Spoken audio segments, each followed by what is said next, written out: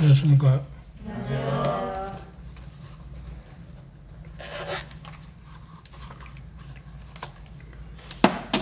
우리의 삶에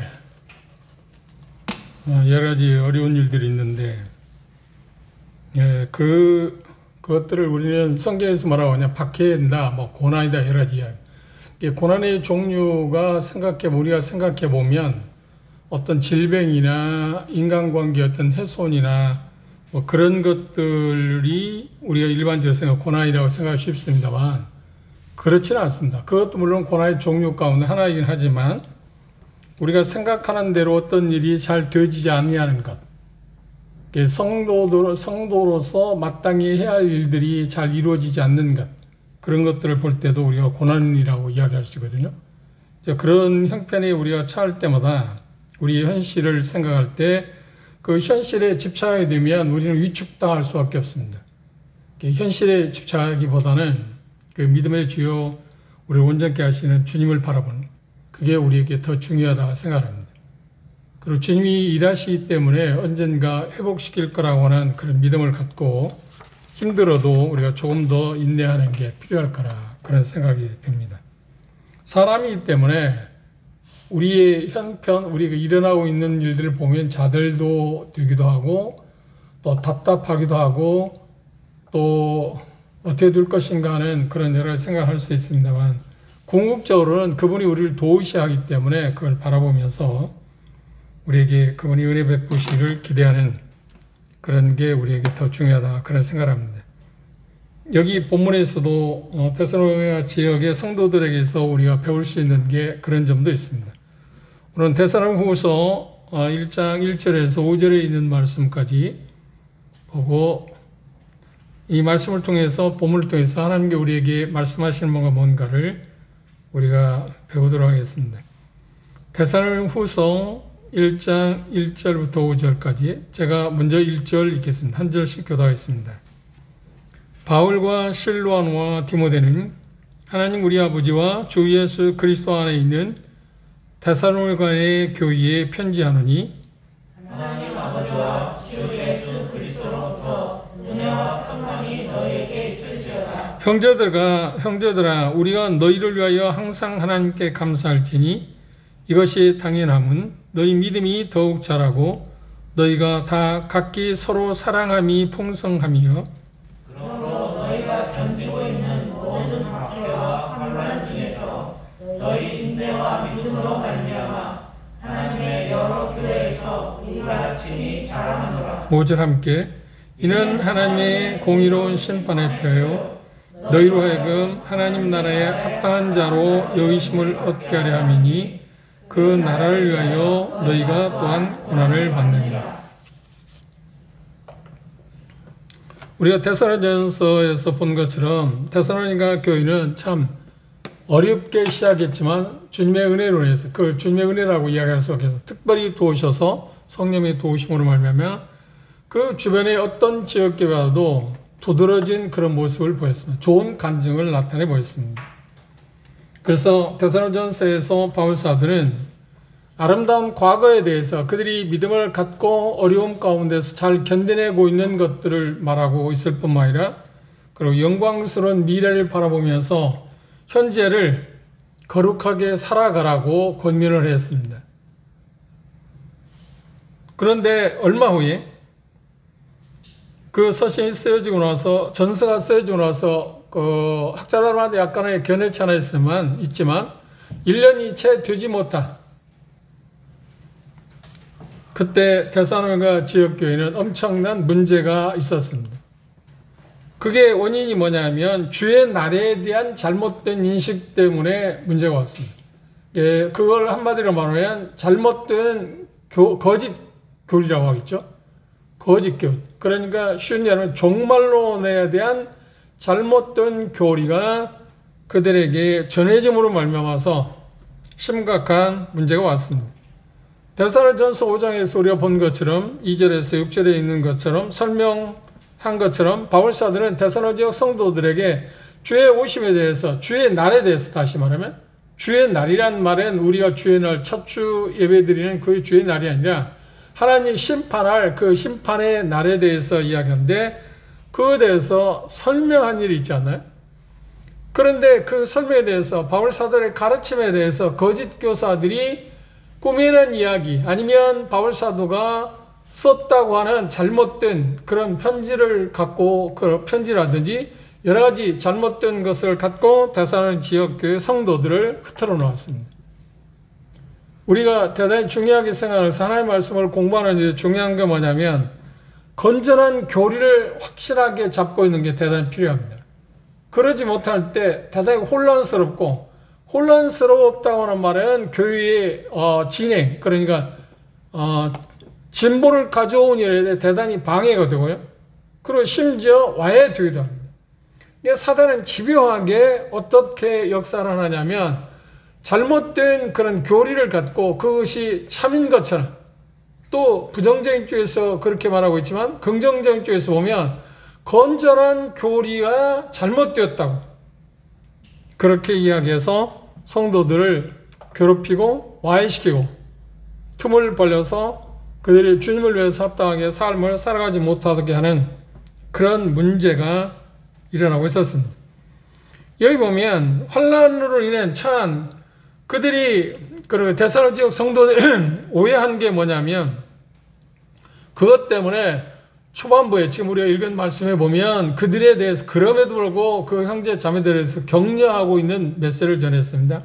그리고 후반부에 보면 그들이 지금 문제가 당하고 있는 혼란 가운데 있는 잘못된 가르침에 대해서 명확하게 가르쳐 줌으로 인해서 혼란을 불식시키고 있습니다. 그건 뭐냐면 주의 날이 이미 이르렀다. 그들이 생각하게 데살로니가 지역 성도들. 그러면 주의 날이 이미 이르렀다고 데살로니가 성도들이 받아들일 수 있었던 이유가 뭔가요?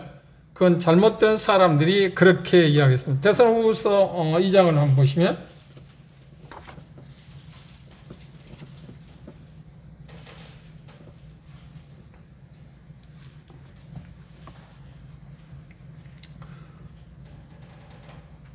혹 영으로나 혹 말로나 혹 우리에게서 받았다는 편지로나 주의 날이 이르렀다고 쉬 동심하거나 두려워하거나 하지 아니할 것이다.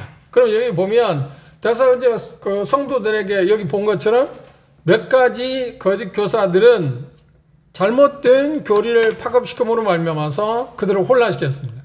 그런데 이 몇 가지 주체에 대해서 이야기할 때 여기 바울 사도는 뭐라고 이야기했습니까? 분명히 혹 영으로나 여기 영이로라 하는 말은 거짓 교사들이 가르침 가운데 포함되어 있는 것들입니다. 그리고 여기 표현하기는 뭐냐? 혹 말로나. 그런데 더 중요한 건 뭐냐면 혹 우리에게서 받았다는 편지로 인해서 주의 날이 이르렀다고 쉬 동심하지 말라. 당황하지 말라. 두려워하지 말고 당황하지 말라. 그러면 이 말씀이 무슨 이야기일까요? 데살로니가전서 5장에서 데살로니가전서를 썼을 때 5장에서 주의 날에 대해서 명확하게 가르쳤지 않나요? 그 가르침의 내용은 핵심은 뭔가요? 그리스도인들은 이미 낮에 속한 사람이기 때문에 심판에 이르지 않는다. 어둠에 속하지 않았다 하는 얘기입니다. 그리고 1장에서 이미 본 것처럼 하나님께서 우리를 구원하신 것은 진노하심에 내어주기 위한 게 아니라 우리를 구원하시고 온전한 구원을 하기 위해서 우리를 구원하셨다고 했지 않나요? 그런데 이 편지를 갖고 그들이 조작해가지고 뭐라고 하냐면 아니야 주의 날이 이미 이뤘어. 그러니까 주의 날이 이미 이뤘으면 자기들이 생각할 때는 이미 주의 날이 오기 전에 그리스도는 어떻게 한다? 휴거되어야 하지 않나요?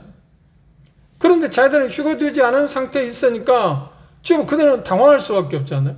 그러니까 그들에게 자연스럽게 일어나는 이런 게 두려움이 있을 수밖에 없잖아요. 두려움이 있다는 말은 뭘 말한 거야? 그들의 삶에 의욕이 없고 뭔가 하고 싶은 마음이 없잖아요. 사단은 그렇게 거짓 교사를 통해서 전파함으로 인해서 교회를 혼란시켜 놨어요. 그리고 진보를 가져오지 못하게 했습니다. 이게 대단히 중요한 말입니다. 그런데 여기에서 우리가 하나의 그 교훈을 얻을 수 있는 건 뭔가요? 누가 어떤 말을 하든 어떤 쪽에서 성경을 갖고 어떤 이야기를 해도 그게 문자적으로 문맥을 통해서 어떤 가르침이 건전한 가르침이 아닐 경우에는 그것에 혹하거나 빠질 수 있는 상황이 우리에게 있긴 하지만 그것 때문에 우리는 정확하게 하나님의 말씀을 알아야 한다는 겁니다. 데살로니가 성도는 그것에 대해서 정확한 것을 바울 사도는 분명히 가르쳤음에도 불구하고 잘못된 그 교사들의 가르침에 대해서 그들이 당황하고 혼란에 빠졌습니다. 그리고 심지어 바울 사도 가르침에 대해서 어떻게 생각했을까요? 불신했다는 겁니다. 이럴 수 있나요? 그런데 충분히 그럴 수 있는 게 현실입니다. 그래서 우리가 하나를 알아도 정확하게 알고 있는 것. 그래서 그것뿐만 아니라 우리가 어떤 것을 정확히 알게 되면 그것에 누구에게 다른 사람에게 말할 수 있어야 하잖아요. 아, 이거야 라고 아는 정도가 아니라 그걸 이것은 이것이라고 다른 사람에게 분명히 말할 수 있을 정도가 돼야 합니다. 확신, 그렇죠? 그렇게 되면 그 어떤 유혹이나 어떤 잘못된 것에 대해서 빨려가지 않지 않나요? 그래서 그들에게 거짓 교리의 가르침에도 혼란이 왔을 뿐만 아니라 바울 사도의 가르침에 대해서 믿음이 어땠나요? 흔들리게 되었어요. 얼마나 복잡합니까? 그래서 나타난 결과는 무엇이었나요? 여기 데살로니가후서 2장 2절에 읽은 것처럼 그들이 마음을 흔들렸고 그 관계로 말미암아서 두려움이 있었다는 겁니다. 무슨 두려움인가? 주의 날이 이미 이르렀다고 하니까 자기들은 휴거될 거라고 생각했는데 주의 날이 이르렀다고 하니까 휴거는 안 됐으니까 우리는 심판을 받는 사람인가? 이거 어떻게 된 거야? 얼마나 두렵겠습니까? 하나님의 진노를 받아야 할 대상이라고 생각하니까. 거듭난 사람은 어떤 상황이 온다 할지라도 하나님의 진노의 대상을 받을 사람이 아니잖아요. 왜요? 이미 예수 그리스도의 십자가의 죽음을 통해서 우리가 받아야 할 진노를 심판을 이미 받았지 않나요? 그것으로 우리는 해방되었지 않나요? 이게 당연히 믿음을 갖고 있음에도 불구하고 이 잘못된 가르침을 받게 되었을 때 교사들, 거짓된 교사들의 유혹에 넘어가게 되고 그들은 두려워할 수밖에 없었다는 거예요. 참 이해하기 어렵지 않아요? 또 하나는 어떤 게 있었나요? 주의 날이 이미 세상에 왔다고 하면 그들이 생각할 때, 데살로니가 성도 생각할 때 세상에 자기의 주어진 일을 맡은 일들을 열심히 할 필요가 있나요? 없나요? 열심히 할 필요가 없잖아요. 그리고 일상적인 삶을 포기해버렸다는 거예요. 일상적인 삶을 포기했을 때 그 당사자들, 형제 자매들이 그런 삶을 포기했을 때 당사자들은 고사하고 그걸 지켜보던 만일에 가족이 있다고 생각해 보십시오. 그리고 그 친구들, 직장의 동료들이 볼 때 그 믿는 사람들을 어떻게 볼까요? 예수 믿는 사람 저렇게 형편없는가? 그러니까 그건 곧 뭐라고 하는 겁니까? 거짓 가르침을 통해서 하나님의 복음이 아무런 의미가 없다고 하게 하는 그런 정도까지 이르렀다. 이게 무서운 일이지 않나요? 진리를 정확히 하는 게 대단히 중요합니다.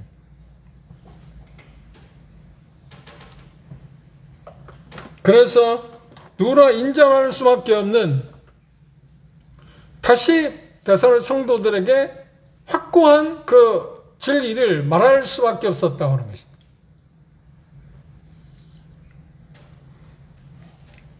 그것이 데살로니가후서 2장 3절에서 11절에서 그게 나와 있습니다. 순서랄지 그 구체적으로 나와 있습니다. 그리고 데살로니가 성도들이 또 하나 지금 주의 날에 이르렀다고 자기들이 생각해서 두려워했던 이유가 뭔가요?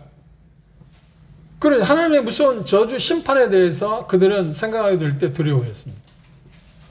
그리고 또 하나 데살로니가 지역 성도들은 처음에 고난을 당할 때 그 어떤 지역교보다 핍박이 심했지 않나요? 그런데 그들은 어떻게 했나요? 잘 견뎌냈어요. 인내하고 그렇죠? 좋은 열매를 계속 맺었지 않나요? 그런데 시간이 얼마 되지 않았는데도 왜 우리는 고난을 당하는가?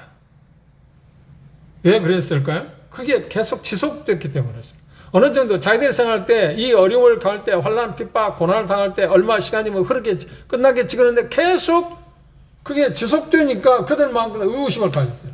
그리고 거기에 설상가상으로 뭐가 있나요? 거짓 교사들 와서 주의 날이 이르렀다. 너희들은 쉽게 말하면 환난에서 통과하는 게 아니라 환난을 겪어야 한다고 하는 쪽에 생각을 하게 돼요. 그때는 얼마나 두려웠을까요? 초조했을까요?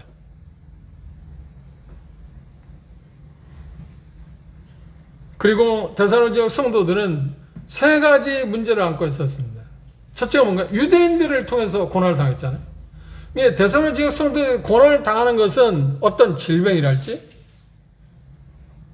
그러니까 사업의 문제랄지 그런 쪽의 고난이 아니고 예수 그리스도를 믿는다는 복음을 믿는다는 그 자체 때문에 오는 주변에서 압박. 그 중에 가장 두드러진 게 어떠하냐? 유대인들을 통해서 오는 핍박입니다. 그리고 데살로니가에 살고 있는 주변에 있는 자기 친구들, 자기 동족들에게서 받는 질식, 멸시. 그렇죠? 왜 그랬을까요? 예수 그리스도를 자기들이 믿게 되면 그들은 어떤 생활을 했을까요? 예수 그리스도를 데살로니가 성도들이 복음을 받았을 때 정말 행복했잖아요. 그렇죠? 그리고 자랑했잖아요. 예수 그리스도를 믿는 게 좋다. 당신도 믿으라. 그런데 시간이 흐르면서 보니까 나아지는 게 없어. 이게 기복적인 신앙의 관점에서 모든 걸 바라보잖아요. 세상 사람들. 그렇죠? 예수 그리스도를 믿은 사람이 지금 우리가 살고 있는 이 세상 마찬가지다. 우리 예수 그리스도를 괜히 구주로 영접하게 돼서 구원을 받는다? 그래 침례를 받았다? 그때부터 자기 삶에 믿지 않는 사람의 가치관에 따라서 변화되는 것이 확실하게 보이면 어떨까요? 아, 저는 예수님이 참 좋은 부인이네. 그렇죠? 그러니 변화되는 게 없어. 내적인 것은 변화가 있을지 모르지만 외면적으로 볼 때 예수 그리스도 믿기 전에 믿은 후나 별 차이가 없어. 그리고 어떤 경우에 믿은 후에 더 어려움을 겪어. 그럴 때 그 복음에 대해서 신빙성을 가질까요? 안 갖잖아요. 아, 예수님 그분은 오히려 우리 삶에 도움이 되잖아. 그래서 복음을 적대시하게 돼요. 사단은 그렇게 계속 집중해.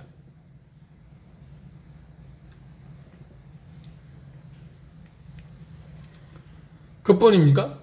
자, 유대인들 그리고 자기 주변에 있는 같은 지역 사람들한테 그리고 또 설상가상으로 뭔가 내부의 문제가 또 왔잖아요. 이 거짓 교사들의 가르침 때문에 그건 혼란이 또 왔습니다. 이런 것들을 총칭해서 데살로니가 지역교회의 고난이라고 그래요. 핍박, 어려움이라고 그랬어요. 박해라고 그랬어요. 이게 종류가 다양합니다. 고난의 종류가 다양합니다. 그렇죠? 그런데 우리가 생각할 때는 이 고난이다, 어떤 핍박, 압박 그런 것을 생각할 때, 환난을 겪었을 때 어떤 물리적인 어떤 것들만 생각하기 쉽습니다. 신앙 때문에 당하는 어려움들, 믿음을 지켜야 하겠다고 하는 그것 때문에 당하는 어려움들을 지금 데살로니가 성도들은 고난이라고 생각하고 있습니다. 왜 우리는 고난을 당하는가? 이게 인간에게, 하나님께서 주어진 인간에게 가장 큰 숙제 가운데 하나입니다. 특별히 더 나아가서 욥기서를 보면 왜 의로운 사람이 고난을 당하느냐. 말이 안 되잖아요. 왜냐하면 인과응보라고 하는 법칙이 이 세상에 존재하고 있기 때문에 뭔가 그 말하면 잘하면 어떻게? 좋은 결과를 맛봐야 하잖아요. 뭔가 잘못됐을 때 그 결과는 무엇 때문인가요? 원인은 무엇 때문인가? 뭔가 잘못했기 때문에 잘못된 결과를 얻는 게 아닌가요? 인과응보의 법칙은 그것입니다. 그럼 성경은 인과응보의 법칙을 말하는 게 아닙니다. 우리가 아는 것처럼 하나님 앞에서 뭔가 잘하고 있음에도 불구하고 우리가 어떻게? 어려움을 겪을 수 있다는 거예요. 고난을 겪을 수 있다. 그런데 지금 데살로니가 성도들은 그게 이해가 안 되는 거예요. 우리들도 그런 경험을 했지 않나요? 지금도 여전히 신앙이 성숙해 가는 과정이 있으면서도 그런 어려움들이 있게 될 때 그것 때문에 혼란을 가지게 됩니다. 갈등이 있기도 합니다. 여전히 갈등이 있기도 합니다. 그런데 구원받은 지 얼마 안 된 사람들 입장에서 더 그렇지 않나요? 뭔가 좀 잠재워져야 한다고 생각하는데 더 불길이 더 활발 타오르니까 걷잡을 수 없지 않나요? 그것 때문에 그들은 대단히 힘들었습니다. 그리고 거기에서 가장 중요한 것은 뭐냐면 자기들이 믿은 바는 지금 데살로니가 전서 4장에서 그런 거예요. 이 세상이 쉽게 말하면 주의 날이 오기 전에 그리스도를 믿는 사람들은 어떻게 예수를 믿는다. 죽어도 된다. 이 모든 환난에서 우리가 벗어난다는 거예요. 그걸 기다리고 있어요. 그게 소망 아닌가요? 우리의 유일한 소망입니다. 그분이 오심에 대한 우리의 기다리는 게 이유가 뭔가요? 그렇죠. 모든 어려움들, 모든 나쁜 것으로부터 구원받는 것입니다. 그걸 구원이라는 말을 썼습니다. 구원은 단지 영원히 구원받는다는 그 구원만을 말하는 게 아닙니다. 복음에는 하나님의 의가 나타났고 구원이 하나님이 주시는 능력, 구원이 있다고 표현했습니다. 그런데 하나님께서 우리에게 말씀할 때 문맥을 보면 조금씩 차이가 있지만 근본적인 주에서 구원이라는 건 모든 것으로부터 해방되는 것. 그걸 진정한 의미의 구원 아닌가요? 그렇죠? 그리고 시제에 따라서 과거형도 있고 현재형도 있고 미래형도 있습니다.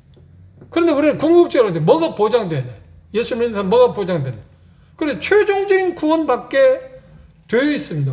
정해져 있습니다. 보증되어 있습니다. 보증. 여기 보면 그런 표현을 했습니다. 이미 우리는 보증을 갖고 있습니다. 성령님께서 우리 안에 인치셔서 그런 보증을 우리는 갖고 있습니다. 그 말이에요. 우리는 환난을 겪지 않고 이 세상에서 어려움을 겪는 건 사실이지만 그러나 궁극적으로 모든 환난에서 우리가 벗어난다. 완전한 구원. 그런데 데살로니가 성도들은 자기들이 그렇게 데살로니가 전서를 통해서 서신을 통해서 보고 들었는데 배웠는데 이 잘못된 거짓 교사들에서 그걸 혼란시키니까 그 거짓 교사들의 특징이 뭔지 아세요? 그 자체를 완전히 이건 잘못됐다고 말하기도 하지만 그것보다는 뭐예요? 그걸 조금씩 비튼 거예요. 조금씩 비튼. 뭔가 빼거나 뭔가 좀 더하는 살을 더. 그것이 더 위험한 거잖아요. 갈라디아서 1장에도 다른 복음이라고 표현했습니다. 제가 누누이 말했어요. 다른 복음은 하나님의 복음 말고 다른 복음이 있다는 말이 아니라 하나님의 복음이라고는 진짜에서 뭔가를 더하거나 뭔가를 뺀 것, 그것이 다른 복음이잖아요. 여기 가르침도 마찬가지입니다. 하나님의 말씀에 기준되어 있는 것이 조금 뭔가 더하거나 뭔가 빼는 걸 통해서 거짓 가르침이 들어왔잖아요. 그런데 그렇게 배웠는데 그것을 자기들이 지금 확신하고 있지 못하기 때문에 혼란을 왔고 그들이 두려움 가운데 지금 떨고 있었습니다. 그 중에서 왜 그들은 두려워했다고요? 주의 날이 임했다고 생각했기 때문이었습니다. 주의 날이 임했다. 누가 그걸 말했나요? 바울 사도가 말했나요? 아니요. 그래서 그걸 시정하기 위해서 주의 날이 임하지 않았다. 주의 날이 오기 전에는 이런 일이 있어야 한다고 데살로니가서 2장에서 정확하게 그래서 명백하게 가르친 것입니다. 우리가 그때 그 모습을 보겠지만 2000년이 흐른 우리에게도 여전히 그건 유효합니다. 여전히 그 부분은 유효합니다. 그러면 데살로니가후서를 쓴 목적이 뭘까요? 시련과 환난 중에 있는 데살로니가 지역 성도들을 영적으로 안심시키고, 그렇죠? 안식을 그들에게 주기 위해서 이 서신을 썼습니다. 혼란 가운데 있습니다. 그런데 가장 큰 혼란이 뭔가요? 주의 날이 이르렀다. 다시 말하면 우리는 심판을 받을 수밖에 없다. 받을지도 모른다고는 그 두려움에 있는 성도들이 그렇지 않다. 이건 잘못된 거다. 하나님은 원래 그렇게 우리에게 말씀한 일이 없다. 그 확실한 진리, 건전한 교리를 가르침으로 인해서 그들을 영적인 안식으로 인도하기 위해서 이 서신을 썼습니다. 말씀드린 것처럼 데살로니가 지역 성도들에게는 뭐예요? 핍박자들이 있었습니다. 그렇죠? 주로 누구였다고요? 유대인과 주변에 있는 사람들.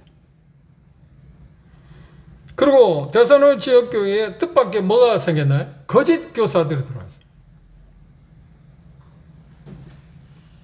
데살로니가서 2장 3절을 2절 3절을 다시 봅시다. 혹 영으로나 혹 말로나 혹 우리에게서 받았다는 편지로나 주의 날이 이르렀다고 쉬 동심하거나 두려워하거나 하지 아니할 것이라. 누가 아무렇게 하여도 너희가 미혹하지 말라. 먼저 배도한 일이 있고 미혹받지 말라. 그것에 다시 말하면 당황하지 마라. 끌려다니지 마라. 거짓 교사들 왔습니다. 그리고 데살로니가 교회에 또 어떤 사람들이 있었나요? 규모 없는 사람들이 일어났어요. 주의 날이 이르렀다고 생각해서 그들은 뭐예요? 일을 하지 않는 거예요. 자기 일상적인 삶을 내팽개쳤어요. 그래서 그들에 대해서 게으름뱅이라고 해요. 그리고 심지어 그것들 때문에 복음에 문제가 오기 때문에 그들을 심히 꾸짖고 있는 부분을 우리는 3장에서 보게 될 것입니다. 그러면 본문을 중심으로 생각해 볼까요? 지금 바울 사도는 데살로니가후서를 쓴 목적이 뭐야? 주의 날이 이르렀다고 하는 것 때문에 동심하고 있는 두려움 가운데 있는 성도들이 하나님의 말씀을 정확히 가르쳐 주어서 그들로 알고 안식 하도록 하기 위해서 서신을 썼잖아요. 그죠? 그러면 그 일을 하기 위해서 바울 사도가 접근한 모습은 우리가 한번 생각해요. 1장 1절에 보면 바울과 실로아와 디모데는 하나님 우리와 주 예수 그리스도 안에 있는 데살로니가 교회에게 편지합니다. 데살로니가 전서에 나오는 것 내용이 거의 비슷합니다. 그런데 이 부분에서 우리가 한 가지 간과하지 아니할 게 뭐냐면 사역은 원맨쇼가 아닙니다. 혼자 하는 게 아니에요. 여기 보면 바울 사도는 사도지 않나요? 그리고 실로아노는 사도행전 15장에 보면 선지자 중에 하나입니다. 디모데도 마찬가지입니다. 세 사람의 공동 이름을 갖고 데살로니가 성도들이 이야기하고 그게 어떤 신명기서는 뭐라고 하냐, 어떤 것이 진리냐 아니냐 하는 것을 드러내기 위해서 최소한 몇 명의 증인이 있어야 한다? 2명 이상. 지금 그걸 이야기했어요. 비중 있게. 그런데 더 중요한 것은 바울도 실로아노도 디모데도 중요하지만 그 다음 더 중요한 건 뭔가요? 하나님의 계시, 하나님이 지금 말씀하고 있어요. 우리를 통해서. 우리 세 사람이 여러분들에게 지금 이 서신을 쓰고 있지만 더 중요한 것은 이 서신을 쓰게 하신 분이 누구라고요? 하나님이시다. 그러니까 지금부터 말하고자 하는 것이 얼마나 신빙성이나 믿을만하냐 하는 것을 지금 이야기합니다. 내가 말하는 것은 하나님의 계시다. 그러니까 거짓 교사들은 하나님의 계시가 아니잖아요. 그리고 거짓 교사들은 하나님께 번호를 받은 사람들이 아니잖아요. 바울, 실로아노, 디모데는 하나님께 번호를 받은 사람이잖아요. 그러면 하나님 번호를 받은 사람 말을 들어야 하잖아요.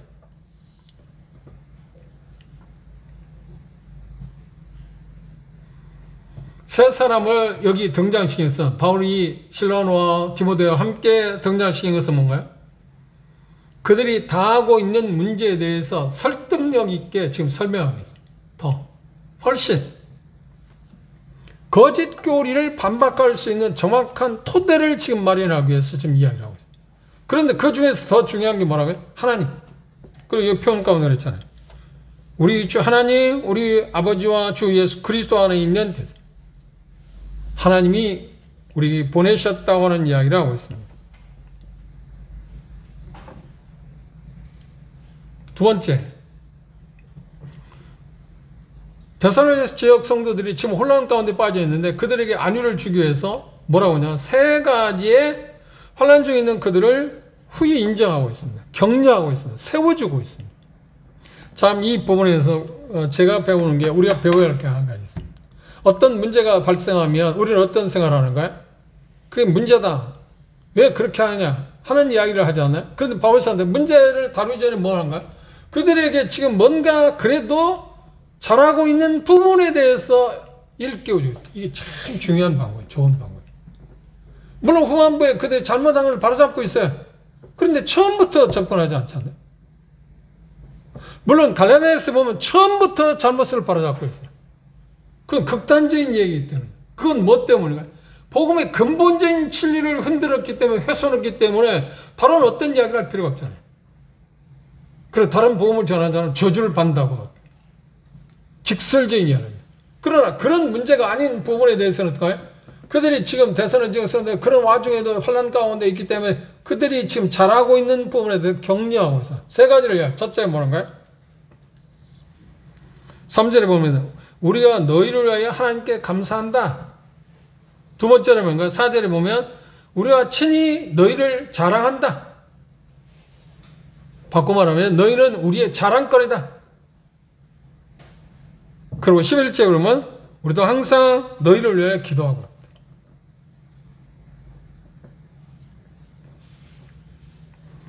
말씀드린 것처럼 데살로니가 성도들은 밖으로는 유대인과 이방인들로부터 양쪽으로부터 계속 어떻게 압박을 받고 있습니다.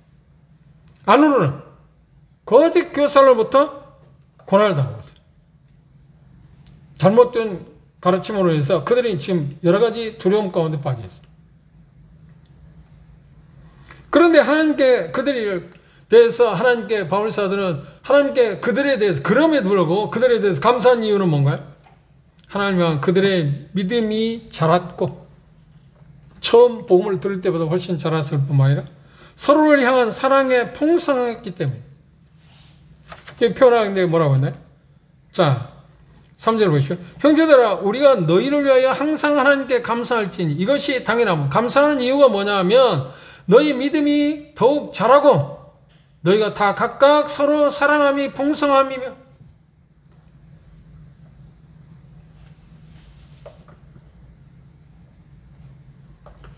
또 뭐라고 했나요? 그리고 너희의 참는 모든 핍박과 혼란 중에서 너희 인내와 믿음을 위하여 하나님 우리 하나님의 여러 교회에서 우리가 친히 자랑한다 그랬어요. 그런 와중에도 그들은 어떻게 믿음이 자라고 있었어요. 그럼에도 불구하고. 그 말은 뭐냐면 대선은 지역 성도들 한 100명이 있다고 했어요. 100명 가운데 모두 다가 이 거짓 교리에 빠진 건 아니라는 거예요. 소수이긴 하지만 그들은 어땠나요? 믿음이 계속 자라고 있어요. 그럼 바울 사도의 말을 그대로 붙잡고 있었어요. 그리고 그들에 의해서 여전히 어떻게 그런 환란이 왔다고 생각, 주의 날이 이르렀다고 생각할 때 그들이 동의하고 삶이 어려워지니까 서로 사랑하는 마음이 있을까요, 없을까요? 식어지지 않나요? 그런데 소수의 형제자매들은 그 마음을 버리고 바울 사도의 가르침을 그대로 건전한 가르침을 받아서 생활함으로 인해서 서로 사랑하는 것을 계속 독려했어요. 너희들이 바로 그렇게 하고 있다. 지금 여전히 그렇게 하고 있다. 근데 한 가지 데살로니가전서 1장에서 보는 거하고 좀 하나 차이가 있습니다. 한번 볼까요? 데살로니가전서 1장 보십시오. 2절 너희의 믿음의 역사와 사랑의 수고와 우리 주 예수 그리스도에 대한 소망의 인내가 지금 빠져 있습니다. 왜요? 그들은 주의 날이 이르렀다고 하는 생각 때문에 소망에 대한 인내가 지금 여전히 조금 부족했습니다. 그런데 그들에게 현실적으로 있는 부분들을 알아보고 그것들에 대해서 칭찬을 했습니다. 두 번째, 그들에 대해서 뭐라고 하는가요? 4절에 보면 우리가 친히 너희를 자랑한다. 여러분들은 자랑스러운 존재다. 우리에게 있어 자랑스러운 존재이면 그 누구에게도 자랑스러운 사람인가요? 하나님께도. 하나님께.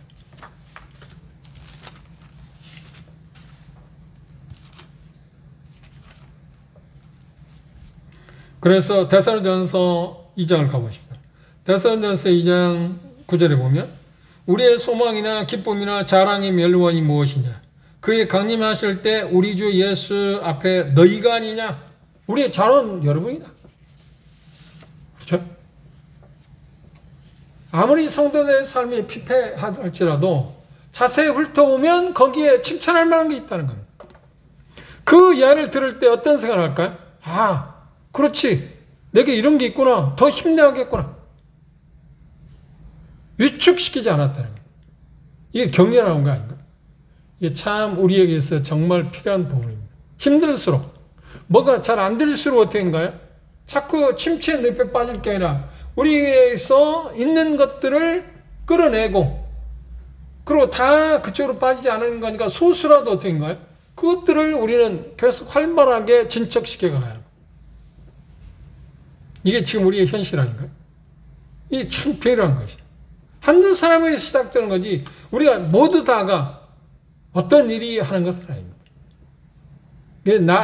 나라고 하는 것에서 작은 불 하나가 다른 사람에게 또 계속 전해질 수 있도록 그러기 위해서는 어떤가요? 다른 형제 자매들에게서 좋은 모습들을 우리가 보고 찾아내서 그것들을 격려하는 게 필요한 것입니다. 그들을 자랑스러워했습니다. 뭘 자랑했나요? 여기 보면 4절에 그렇게 말했습니다. 바울 사도는 지금 세 분은 그들에 대해서 뭐라고 하냐면 자랑스러운 존재라고 이야기해요. 저 데살로니가 성도들 봐라. 그들의 인내는 뭐라고 해요? 귀감이 된다.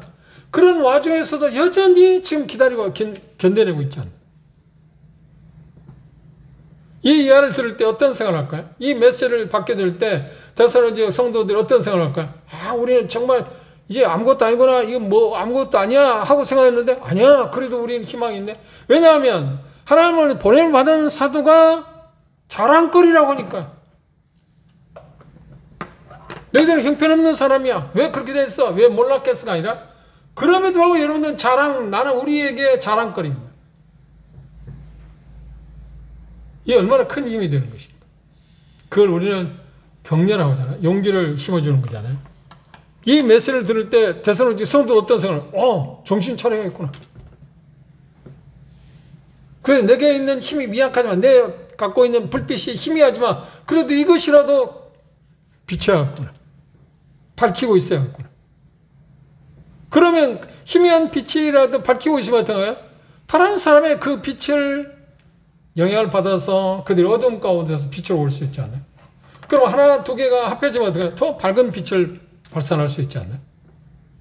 이것을 바울 사도나 실라오나 디모데는 알았어요. 그래서 그것들을 일깨워주고 있습니다. 그런데 왜 우리는 고난을 당하는가 하는 그들의 의문점에 대해서 바울 사도는 이미 간파하고 사죄를 그랬습니다. 그리고 너희의 참는 모든 핍박과 환난 중에서 너희 인내와 믿음을 인하여 하나님의 여러 교회에서 우리가 친히 자랑하다 그랬습니다. 그리고 5절에 보면 이는 하나님의 공의로운 심판의 표요. 이게 좀 어려운 말입니다. 그리고 너희로 하여금 하나님 나라에 합당한 자로 여기심을 얻게 하려. 합당한 자로 여기심을 받게 한다고 하는 말은 이해가 되잖아요.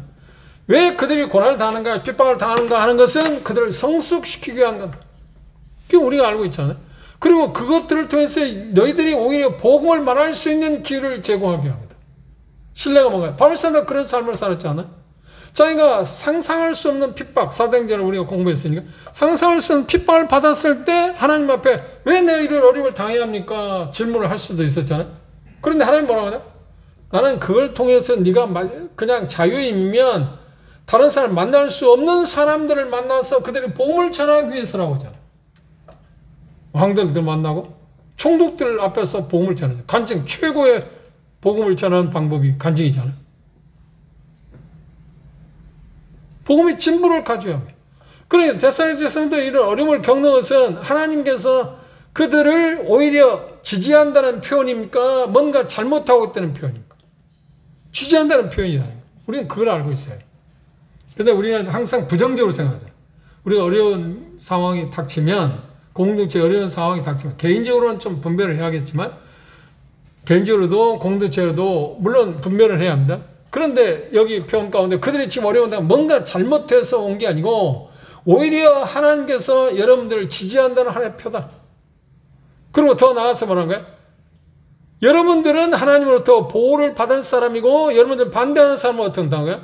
심판에 멸망받을 하나의 증거다. 확실한 표잖아요, 그게. 내가 예수 그리스도의 이름으로 이 핍박을 받게 될 때 나는 하나님 쪽에 있기 때문에 하나님 쪽에 있는 사람이 받는 혜택을 받을 거잖아요. 그런데 그걸 받게 하는 사람 쪽은 어떤 거야? 하나님 반대편이기 때문에 불이익을 당할 게 아닙니까? 심판을 받을 게 아닙니까? 그래서 여기 표현한 말은 그런 의미를 갖고 있습니다. 다시 보십시오. 5절. 이는 하나님의 공의로운 심판을, 공의로운 심판을 표현한 거예요. 믿지 않는 너희들 박해하는 사람들에게는 이제 그들에게 엄중한 심판이 있을 거라고는 일종의 표시. 그리고 성도들에게는 어떻게?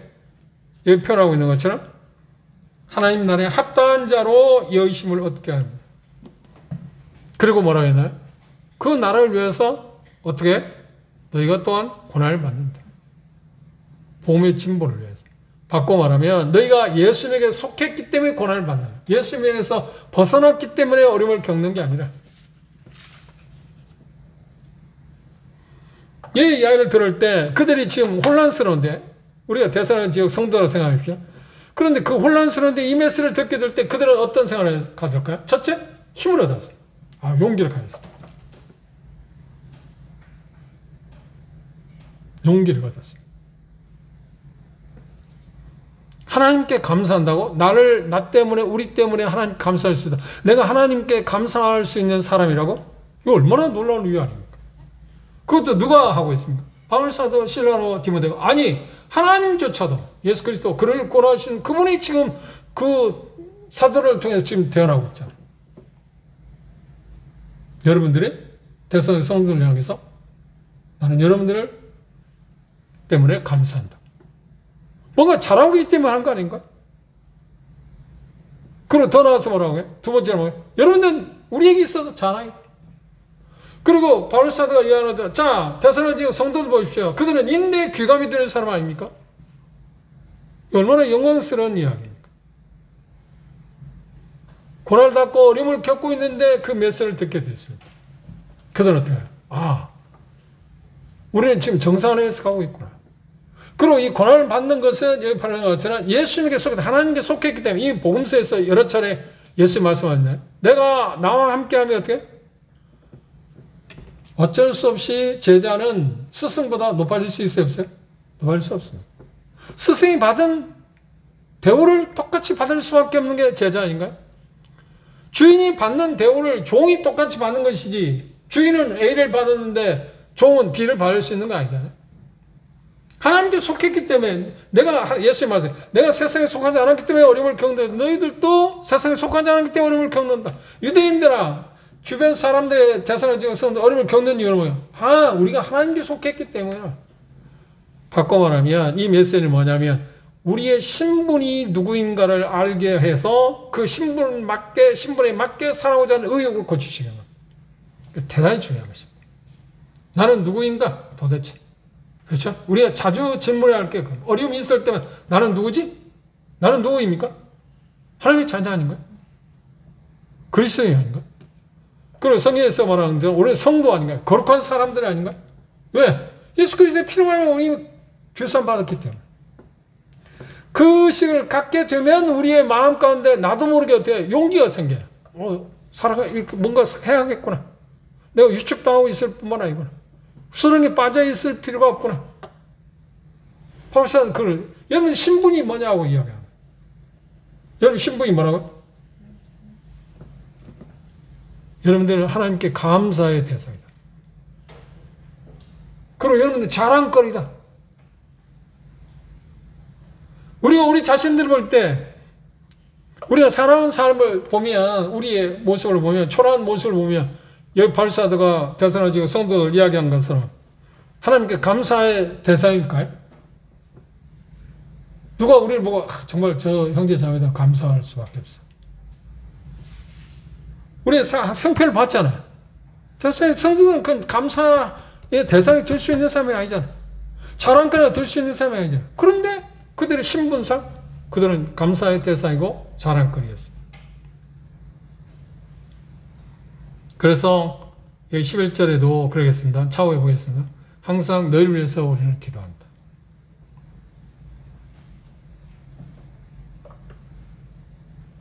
그들의 박해는, 그들의 고난은 무엇 때문이라고요? 신앙 때문에. 그래서 유대인들과 그 지역 주민들로부터 관역이 되었고, 그리스도의 소망 때문에 그들은 뭐야? 괴롭힘을 당하고 있습니다. 그러면 그것에 대해서 그들은 어떤 태도를 취해? 인내했다는 거야. 기다린 거야. 인내는 뭐야? 아래에 있는다. 머무른다. 그냥. 할 수 있는 게 없죠. 견뎌내는 것입니다.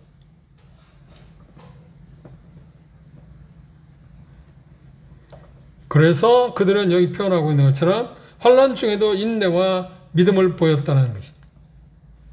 이유가 뭔가요? 그것을 통해서 하나님 나라가 대단히 중요한 점입니다. 그들이 그런 어려움 가운데서 인내하는 모습을 통해서 하나님의 나라가 어떻게 된다? 확실하다. 확실하다. 그러니까 우리가 지금 고난을 당하고 어려움을 겪게 될 때 인내하는 모습을 보면 뭘 생각해요? 왜 당신은 인내합니까? 어려움을 겪었는데 인내하십니까? 하면 우리가 정확히 대답을 하면 뭐라고요? 소망 때문이잖아요. 확실한 소망이 있기 때문에 인내하는 거잖아요. 견뎌내자는 거예요. 그 말하면 하나님의 나라가 확실히 있다. 하나님의 나라가 없다 하면 너 어떻게 견뎌내겠습니까? 하나님의 나라의 확실성을 그들이 인내하는 걸 통해서 증명해요. 이거 얼마나 위대한 일입니까? 그런데 뭘 통해서 그게 가능해요? 좋은 일을 통해서? 아니, 핍박과 인내를 견뎌내는 걸 통해서. 근데 역으로 말하면 복음의 진보를 다른 우리 주변에 있는 사람이 우리가 믿고 있는 예수님에 대해서 호감을 갖고 복음에 대해서 관심을 갖게 하는 방법은 우리가 생각할 때 뭐가 모든 게 잘 되어가는 모습을 통하면 훨씬 더 복음의 효과가 있을 것 같잖아요. 하나님 그 방법을 쓰시지 않았어요. 오히려 어려움 가운데 있으면서 그걸 잘 견디는 모습을 통해서 사람들을 도전받게 한 거예요. 그거 참 신기하잖아. 그게 뭐야? 하나님 나라 확신하다는 거야. 여기 표현 하나님 나라를 위해서 한다는 말은 그런 의미도 있습니다. 하나님 나라가 확실히 보장되어 있다. 그리고 그 인내하는 사람들에게 하나님께서 확실히 보상한다. 뭘 보상해? 그 나라를. 하나님 나라를. 짧지만 이 메시지를 통해서 위대한 진리를 바울사도는 이야기했습니다. 그래 우리가 현재 사람에서 여러 가지 어려움을 겪을 때 잘 견디내면 사람들이 뭐라고 생각해? 저가 믿는 하나님의 나라가 정말 있는가 보다. 그게 거짓이면 우리가 견뎌낼 수 있거든. 살아계시기 때문에 그 가능한 거예요. 그 도움을 허락해서. 그죠? 그러니 좋은 것을 통해서 복음의 전부를 가져오기보다는 악조건 하에서 잘 견뎌내고 그 가운데 불평이나 원망하지 않냐고 견뎌낸 모습을 통해서 하나님 나라의 확실성에 대해서 확증해 보일 수 있다고 하는 것입니다. 하나님 반드시 보상하십니다. 뭘로? 하나님 나라를. 하나님 나라로. 하나님 나라. 그들이 소망하고 있는 하나님 나라. 그걸 바라보면 우리는 견딜 수 있잖아요. 결국 최종 승리는 박해자입니까? 박해받는 사람입니까? 박해받는 사람. 우리 어려움 가운데 있을 때 이 메시지를 생각합시다. 그리고 우리가 서로 사랑하는 형제 자매들을 만나게 될 때 그들에게서 좋은 면들을 우리가 찾아냈습니다. 그 사소한 것이라 할지라도 그를 끄집어내서 격려합시다. 잘 보세요. 형편을 잘 보세요. 다른 이제 성도들의 그 모습을 볼 때 뭘 그들에 대해서 하나님께 감사할 게 있어요. 그리고 뭐가 그들이 자랑거리입니까?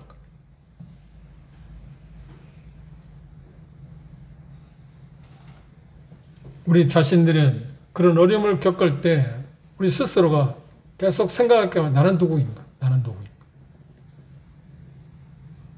상태가 중요한 게 신분 문제입니다. 상태를 변화시키기 위해서 중요한 건 신분을 정확히 알고 있어야만 상태가 변화시킵니다. 상태를 아무리 변화시킨다고 할지라도 변화시키려고 해도 내 신분을 잘 모르게 되면 변화시키기가 어렵잖아요. 의욕이 없잖아요. 바울사도는 이 말씀에서 그렇게 궁극적으로 없는 지금 어려움을 당하고 있지만 결국 누가 승리한다고? 여러분이 승리할 겁니다. 기다립시다. 견뎌내십시오.